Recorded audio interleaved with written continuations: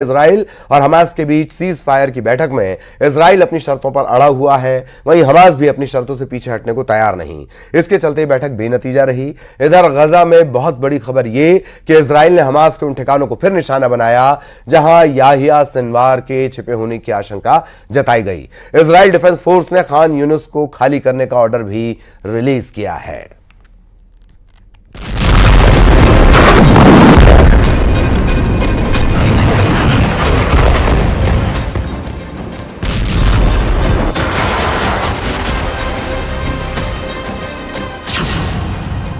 11 महीने में 40,000 की मौत, 11 महीने में 18 लाख बेघर, 11 महीने में 92,000 घायल। गाजा का मंत्रालय एक तरफ युद्ध में मारे गए लोगों के आंकड़े गिनाता है तो दूसरी तरफ हमास आईडीएफ पर हमले का कातिल वीडियो जारी करता है। एक तरफ सीज फायर की बात होती है तो दूसरी तरफ साजिश की गहरी परतों के बीच छिपा हमास का ठिकाना मिलता है, जिसका अंत इतने दिनों के युद्ध के बाद भी आईडीएफ खोज नहीं पाई है। गाजा में अभी क्या हो रहा है और क्या होने की उम्मीद है, हम आपको सब कुछ बताने वाले हैं। लेकिन इससे पहले गाजा से आए रूह कपा देने वाले इन वीडियोस को जरूर देखिए। ये तस्वीरें विचलित कर सकती हैं।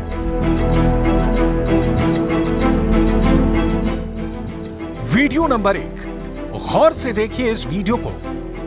इस वीडियो में 5 से 6 आतंकवादी दिख रहे हैं। हर आतंकवादी के हाथ में हथियार है। पहला कैमरा इन आतंकवादियों को फॉलो कर रहा होता है, जबकि दूसरा कैमरा टारगेट पर फोकस है। दीवार में बने होल्स में आईडीएफ के 2 जवान तैनात हैं। आईडीएफ के जवान हमास के लड़ाकों की तलाश में मोर्चा संभाले हुए हैं और हमास के लड़ाके आईडीएफ के जवानों की लोकेशन जान चुके होते हैं। बाकायदा इस पूरे सीन की एचडी कैमरों से शूटिंग होती है और फिर होता है रॉकेट लॉन्चर से पिन पॉइंट अटैक और हवा में हर तरफ धुएं का गुबार फैल जाता है। ये गाजा की आज की तस्वीर। आईडीएफ पर अटैक कामयाब होने के बाद हमास के लड़ाके जश्न मनाते हैं, बाकायदा नारे लगाए जाते हैं। हमास के लड़ाकों का यह वीडियो न्यूज एजेंसी रॉयटर्स ने जारी किया है। अब रॉयटर्स की ओर से ही जारी किए गए इस दूसरे वीडियो को देखिए। वीडियो नंबर 2, हमले का यह वीडियो आईडीएफ की तरफ से जारी किया गया है। आईडीएफ को खबर मिली थी कि दक्षिणी शहर रफा में हमास के लड़ाके छिपे हुए हैं। इजराइल की आईडीएफ पुख्ता तैयारी के साथ हमले का पूरा प्लान तैयार करती है। हमास के लड़ाकों को ट्रैक किया जाता है, बाकायदा उनकी हर एक मूवमेंट पर नजर रखी जाती है, उनकी तस्वीरें ली जाती हैं और तभी होता है एक बड़ा धमाका। धमाके के बाद धूल और धुएं का गुबार फैल जाता है। उसके बाद आईडीएफ ने हमले की जगह पर सर्च ऑपरेशन चलाया तो देखिए क्या मिला। ये एक रेजिडेंशियल बिल्डिंग थी। टेबल पर आरपीजी रखी हुई है, कुर्सी पर आर्मी की यूनिफॉर्म है, कमरे में कैमरा और अंदर जाता है। अंदर जाते ही आईडीएफ को एक ऑपरेशनल टनल दिखती है, साथ ही एक गन जमीन पर पड़ी मिलती है। और अब इस कमरे को देखिए, हमास के लड़ाकों ने कैसे हथियारों को छिपाने के लिए गड्ढे बना रखे हैं। फिलहाल आईडीएफ सब कुछ तबाह कर चुकी है। हमले के बाद इजरायली सेना ने बयान जारी किया।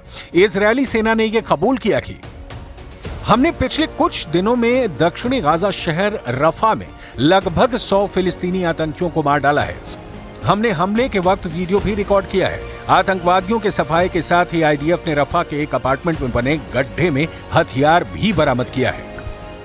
इजराइल गाजा युद्ध के आंकड़े चौंकाते हैं, डराते हैं, सोचने पर मजबूर करते हैं कि आखिर ये जंग कहां जाकर रुकेगी और कितने लोगों का खून बहेगा और कितने घर उजड़ेंगे और कितने बच्चे अनाथ होंगे और कितनी औरतें बेवा होंगी। लेकिन ये वो सवाल हैं जिनके जवाब किसी के पास नहीं है, ना तो इजराइल और ना ही हमास। इस सब के बीच गाजा से सबसे ताजा खबर यह है कि दोहा में हमास और इजराइल के बीच संघर्ष विराम वाली बातचीत 2 दिनों तक लगातार चले मंथन के बाद भी फेल हो गई। अब फिर से सभी पक्ष अगले सप्ताह बातचीत के लिए मिलेंगे। अब जानिए कि इस बातचीत में शामिल कौन कौन था।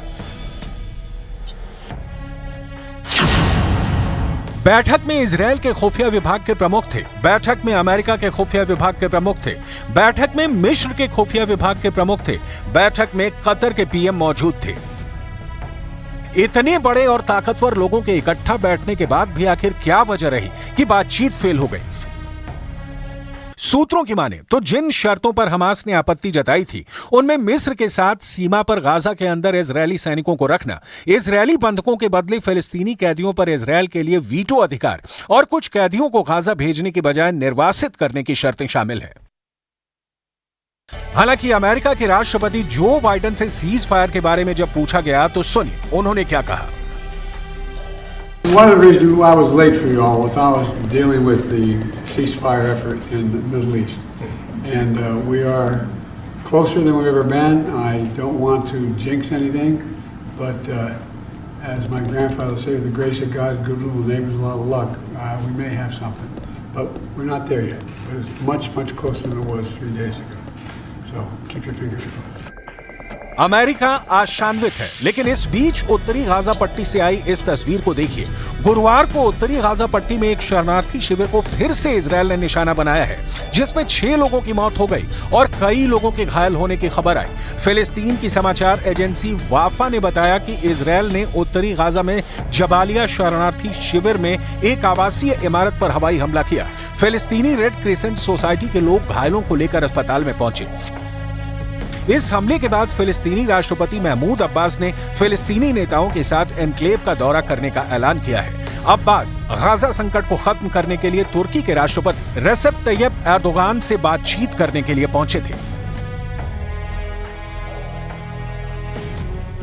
أمامكم وأمام العالم أجمع لأنه لم يعد أمامنا حلول، فالحل الأمثل اللي بنعمله وأمام شعبنا الفلسطيني أنني قررت التوجه مع جميع أعضاء القيادة الفلسطينية إلى قطاع غزة، وسوف أعمل بكل طاقتي لكي نكون جميعا مع شعبنا لوقف هذا الهدوءان الهمجي حتى لو كلفنا ذلك حياتنا। 7 अक्टूबर को हमास के हमले से इजरायल अब तक उबर नहीं पाया है। इतने दिनों के जंग के बाद भी इजरायल निरंतर अपने हमलों को जारी रखे हुए है। एक रिपोर्ट के मुताबिक अब तक इस युद्ध में इजरायल के 329 सैनिकों की भी मौत हो चुकी है। हालांकि हमास इजरायली फौजियों के मौत का आंकड़ा इससे भी कई गुना ज्यादा बताता है। वहीं इजरायल का दावा है कि उन्होंने अब तक हमास के 15,000 से अधिक आतंकियों को मार गिराया है। जंग की वजह से गाजा में लगभग 18 लाख लोग अपना घर छोड़ चुके हैं। इजरायल और दक्षिणी लेबनान में भी हजारों लोगों को अपना घर छोड़ना पड़ा है। जंग की वजह से गाजा में मानवीय संकट खड़ा हो गया है। इजरायली हमलों की मार झेल रहे गाजा के नागरिकों के सामने भूखमरी की समस्या पैदा हो गई है। एक रिपोर्ट के मुताबिक गाजा के लगभग 5 लाख लोगों को आने वाले महीनों में खाद्य संकट का सामना करना पड़ेगा। ये आंकड़े गाजा की कुल आबादी का लगभग 1/4 हिस्सा है। रिपोर्ट्स के मुताबिक इजरायली हमलों ने अब तक गाजा की 59% इमारतों को ध्वस्त कर दिया है। उत्तरी गाजा में यह आंकड़ा 70% से ज्यादा है। संघर्ष विराम की बातचीत के बीच ही इजरायली आर्मी ने एक बार फिर खान यूनुस को लेकर नया ऑर्डर जारी किया है, जिसके बाद लोग फिर से सड़क पर आ गए हैं। सुनिए इस बुजुर्ग महिला को। فيش امان فيش امان من وين امان وين الامان وين قالوا لنا روحوا شرق روحوا غرب فيش امان رحنا على رفح رحنا على الدير رحنا على المواصي ولا منطقة امنة كذابين। हनी नजर की तरह ही रजा इब्राहिम की भी हालत है। रजा इब्राहिम कभी हालातों को कोसती हैं, कभी खुद को। بنجري مش عارفين وين نروح ولا وين نيجي ولا ايش بدنا نسوي في حياتنا. احنا تعبنا احنا انهلكنا مش عارفين ايش نسوي. يا ريت نموت ونرتاح ونفتك من هالعيشه. احنا تعبنا اقسم بالله تعبنا. ما حدا دور ولا حدا سائل ولا حدا شايف. شوف اللي انا شايلاه. شوف هيك مره وهي المره الثانيه ماشي رايحه جايه. इजरायली सेना ने पहले दक्षिण और मध्य गाजा के इलाकों को सुरक्षित क्षेत्र घोषित किया था, लेकिन इजरायल ने इसलिए इन इलाकों से लोगों को जाने के लिए कहा क्योंकि हमास ने इन क्षेत्रों का इस्तेमाल इजरायल पर मोर्टार और रॉकेट दागने के लिए किया था। इजरायल ने कहा कि दीर अल बला के पूर्वी हिस्से और खान यूनुस शहर के उत्तर में लोगों को वार्निंग इशू किए गए हैं। ये वो इलाका है जहां हजारों लोगों ने गाजा के अन्य हिस्सों में लड़ाई से बचने के लिए शरण मांगी थी, लेकिन इजरायल का दावा है कि हमास अब इन इलाकों का इस्तेमाल भी आईडीएफ को नुकसान पहुंचाने के लिए कर रहा है। इसीलिए इजरायल ने नागरिकों के नुकसान को कम करने के लिए उन्हें युद्ध क्षेत्र से दूर जाने की चेतावनी जारी की है।